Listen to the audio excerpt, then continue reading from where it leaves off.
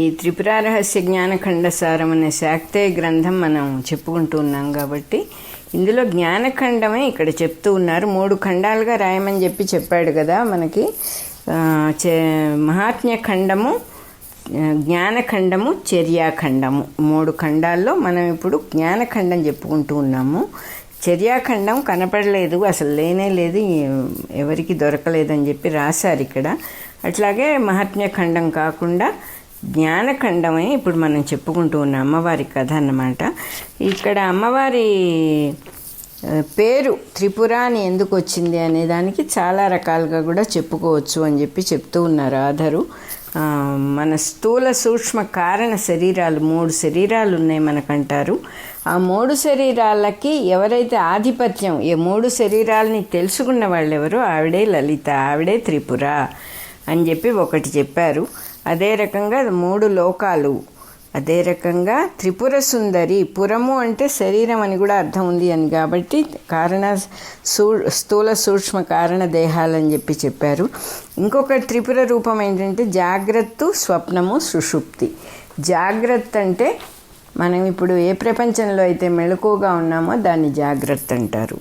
ఇదొక విషయం. ఇంకొకటేమో కళ వస్తుంది మనకి, స్వప్నం. కళలో అదొక విషయం.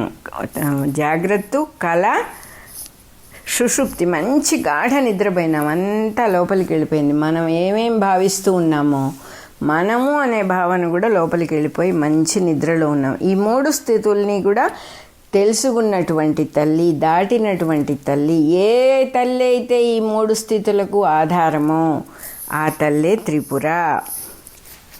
ఆత్మ చైతన్యంగా ఏ తల్లి అయితే ఉండి ఇవన్నీ కూడా చూస్తూ ఉన్నదో, ఊరికి ఆవిడ ఉన్నందువల్లనే మనకి ఇవన్నీ కూడా జరుగుతున్నాయి.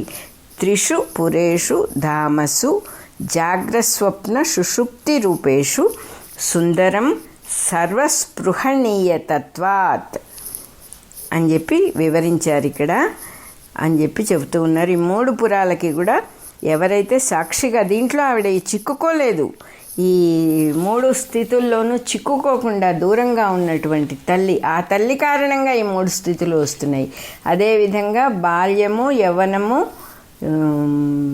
జర 3 స్థితులు ఉన్నాయి. మళ్ళీ ఆ 3 స్థితులకు కూడా ఆవిడ వేరుగా ఉన్నది. దీనికి లోబడిన తల్లి కాదు, ఆ తల్లి అధిష్టానంగా ఉంది. ఆ తల్లి లేకపోతే ఏ స్థితి లేదు, కానీ ఆవిడ ఇందులో ఇరుక్కోలేదు అని చెప్పి చెబుతూ ఉన్నారు.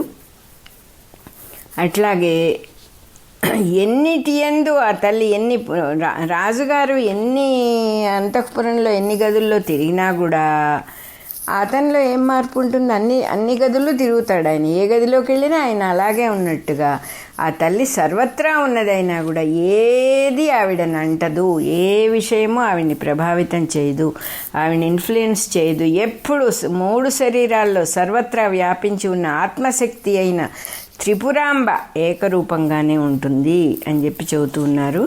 మరి ఈ త్రిపురాశక్తి సర్వత్రా వ్యాపించి ఉన్నది కదా, దేవి విశ్వాత్మిక, ఆత్మయే విశ్వంగా ఉన్న తల్లి కదా. హరితాయన సంహిత అనేది త్రిపురా శబ్దాన్ని ఇట్లా లిమిటెడ్ చేయటం కాదు కదా, ఇంకా ఏదో చాలా డీప్ మీనింగ్ ఉంటుంది అని చెప్పి ఇక్కడ ఇంకో మాట కూడా చెబుతున్నారు. 3 క్రమముల చేత ఉల్లాసము పొందుచున్న వస్తువు యొక్క అన్ని 3 ఎన్నో ఉన్నాయి సృష్టిలో. వీటినంతా నీ ఆట వస్తువులు ఇవి. ఈ ఆట వస్తువులతో నువ్వు ఉల్లాసం పొందుతూ దీనికి బియాండ్గా ఉన్నటువంటి తల్లివి నువ్వు. ఈ వస్తువులు రాకముందు పూర్వస్థితి ఏదైతే ఉందో అదే నువ్వు.